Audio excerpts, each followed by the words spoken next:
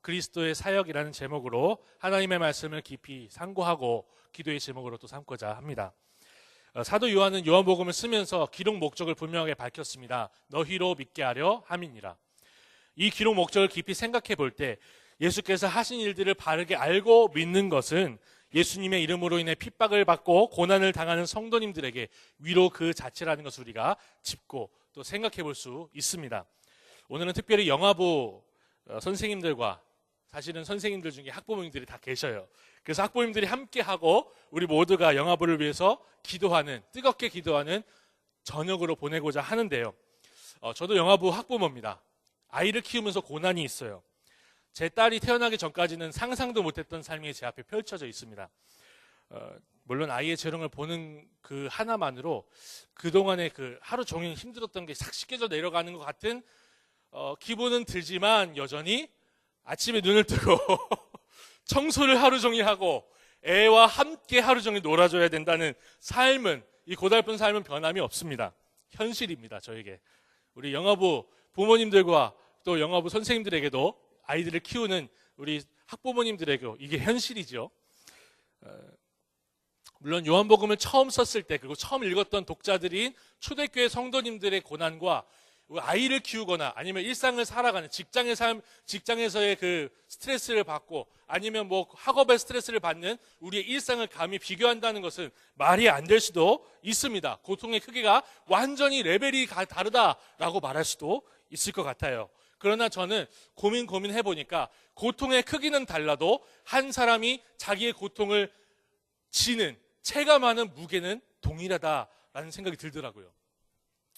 그래서 함께 이 말씀을 깊이 생각해 볼 때 초대교회 성도님들이 이 말씀을 통해서 받았던 위로가 오늘 이 저녁에 함께 말씀을 읽고 묵상하는 우리 각 사람에게 동일하게 임하고 위로가 될 수 있는 귀한 시간을 보낼 수 있으면 좋겠습니다.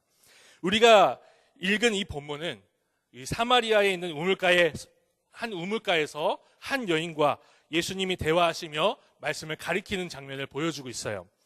요한의 증언을 모두 종합해 보면 예수님은 일부러 이 사마리아 우물가에 가셨고요. 일부러 그 시간에 가셨고요. 일부러 그 여인을 만나셨습니다.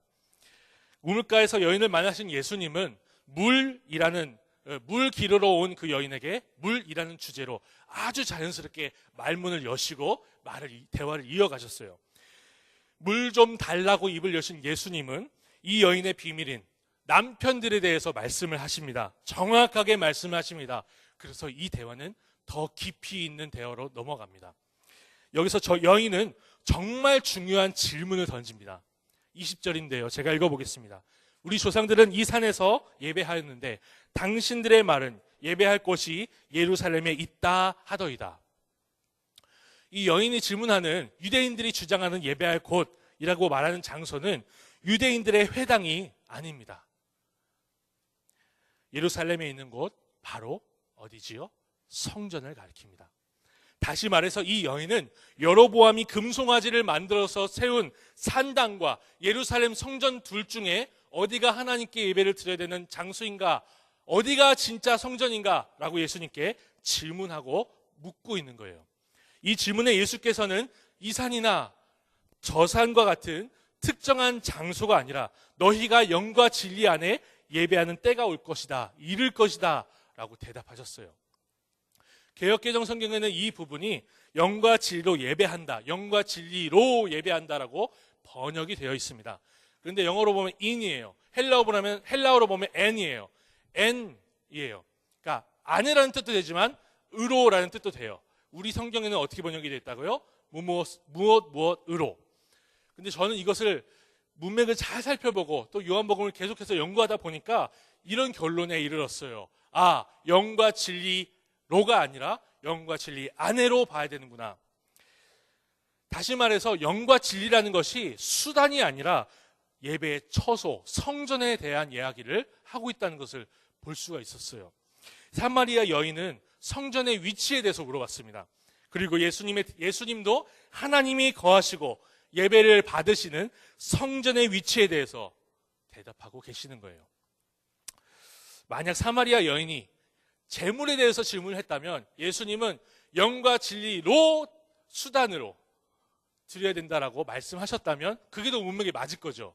근데 장소를 물어보는 여인의 질문에 예수님은 엉뚱한 대답하지 않으셨습니다. 굉장히 합리적이고 문맥에 맞는 대답을 하셨다, 우리가 볼 수 있는 거예요. 예수님은 성전의 개념으로 영과 진리를 말씀하고 계시는 겁니다.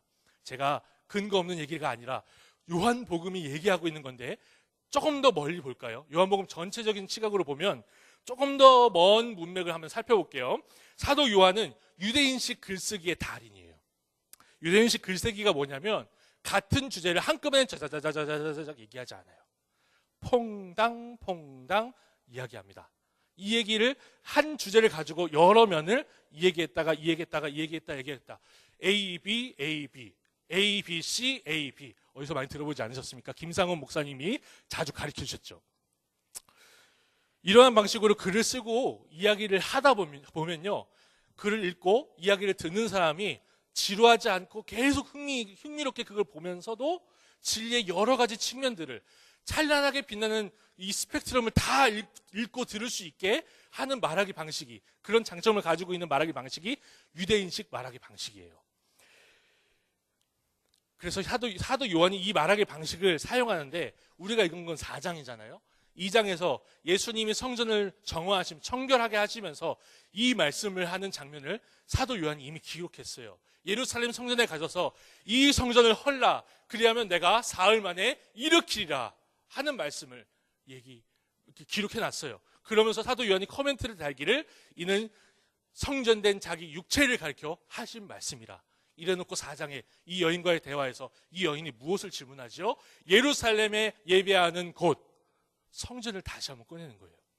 성전에 대한 이야기가 다시 한번 드러나는 겁니다. 저녁이라서 좀 이해가 안 되실 수도 있어요. 좀 졸리실 수도 있어요. 그런데 어려운 부분은 여기 하나예요. 잘 귀담아 들으시고 이해해 보려고 노력해 보시면 이 산을 넘으면 쉽습니다. 본문에 있는 이제 4장에서 다시 성전에 대한 이야기가 나와요. 2장에서 말씀하신 것을 2장에서 그 예수님이 자기 육체를 가르쳐서 이 성전을 헐라고 하셨던 선포의 다른 측면을 사도 요한이 우리에게 보게 하는 거예요. 이 성전을 헐라, 성전된 자기 육체에 대한 다른 측면을 보게 하는데, 영과 진리 안에 예배할지니라 라는 것을 다시 보여주는 거죠. 다시 말해서 예수님이 우리를 위해 죽임을 당하시고 3일 만에 일으킴을 받으셔서 우리의 영원한 성전이 되어주신다는 것을 2장과 4장을 통해서 메아리쳐 우리에게 보여주는 장면이 여인과의 대화인 것입니다. 이것이 예수께서 메시아, 그리스도로서 하시는 사역이라는 것을 우리가 읽을 수가 있는 거죠. 그러므로 우리는 교회당에 모여야만 하나님이 받으시는 예배를 드리는 것이 아니라, 우리가 어디에 있든지 무엇을 하든지 간에 하나님이 받으시는 예배를 드릴 수 있고 예배자로 살 수 있다는 것을 배우게 됩니다. 이것은 부담이 아니라, 어디든지 예배를 드릴 수 있다, 어디서든지 예배를 드려야만 한다는 것은 부담이 아니에요. 이것은 위로입니다. 이것은 소망입니다. 특권이라 할 수 있습니다. 천국의 삶을 이 땅에서도 살 수 있다는 말을 하기 때문에 그래요. 천국은 하나님 앞에 영원히 예배 드리는 곳입니다. 그래서 천국입니다. 초등학생들에게 어떤 전도사님이 그러셨다 그러죠. 천국에 가면 뭐 하는 거 같니? 영원토록 밤낮 없이 예배 드리는 거야. 그랬더니 그 어떤 초등학생이 번쩍 손을 들고 얘기했대요. 전도사님, 그럼 저는 천국 안 갈래요. 예배가 지루하고 예배 드리는 게 싫다는 거예요. 근데 예배 드리기 때문에, 하나님을 예배할 수 있기 때문에 천국이라 말하는 것입니다. 금으로 된 스포츠카를 몰고 좋은 옷을 입고, 요번에 돌아가신 분의 그 샤넬에 너무 파이브를 막 뿌리고 다니면서 그런 게 넘쳐나고요. 미슐랭 별을 아주 많이 단 음식점에서 실컷 배부르게 먹을 수 있어서 천국이 아닙니다. 하나님께 예배드릴 수 있어서 천국입니다. 믿으십니까? 그러므로 우리는 장소와 상관없이 천국의 삶을 살 수 있다는 진리를 본문을 통해서 배우고 고백하게 됩니다. 물론 모이지 않아도 된다거나 교회당이 필요 없다는 얘기가 전혀 아닙니다. 극심한 핍박으로 모일 수 없는 상황이 올 수도 있어요. 예배당이 전쟁이 나서 다 무너지고 혹은 공산주의가 들어와서 예배당을 다 걸어 잠그고 예배를 못 드리게 할 수도 있습니다. 그런 핍박이 우리에게 닥쳐올 수도 있어요. 근데 그런 것들이 천국의 삶, 예배 드리는 삶을 사는 우리의 기쁨을, 영원한 행복을, 천국의 삶을 뺏을 수가 없다는 거죠. 영과 진리 안에 예배할지니라. 이렇게 예수님이 성전이시며 그 안에 거하는 것만이 영이신 하나님께 예배할 수 있다는 사실은 고난 가운데 있는 성도들에게 강력한 위로 그 자체라고 할 수 있습니다. 무엇으로 이것과 비교할 수 있고 바꿀 수 있겠습니까? 빛이 들지 않는 캄캄한 땅굴에 숨어 있다 할지라도, 북한에 있는 성도님들은 실제로 그렇게 하시죠. 영과 진리 안에 하나님을 예배한다는 사실은 이 자체로 큰 위로와 소망입니다. 우리는 성전 되시는 예수 그리스도 안에서 하나님께 예배하는 이 놀라운 특권을 마음껏 평생에 이 땅에서 누릴 수 있기를 소망합니다. 그리고 이 놀라운 진리가 우리에게도 초대교회에도 동일한 위로가 된다는 사실을 매일 함께 체험하고 고백할 수 있기를 소망합니다. 그러므로 사랑하는 성도님들, 우리는 영과 진리 안에서 언제든지 영원한 하나님을 예배하는, 영원히 하나님을 예배하는 특권을 받았습니다. 우리는 예수 그리스도 안에서 영원토록 하나님을 예배하는 것이 우리에게 영원한 기쁨이며 위로라는 사실을 잊지 않고 감사할 수 있는 이 밤 되었으면 좋겠습니다. 이 저녁에 우리는 이러한 기쁨과 위로를 주님이 오시는 그날까지 누릴 수 있도록 간구해야 될 것입니다. 영화부가 특별히 우리 학부모님들이, 선생님들이 와 있는데, 우리 영화부가 이런 기쁨을 누리고 이러한 특권을 바르게 누려서 우리 사랑하는 아이들이 1세, 2세, 3세, 4세까지죠. 우리 아이들이 정말 디모데같이 컸으면 좋겠어요.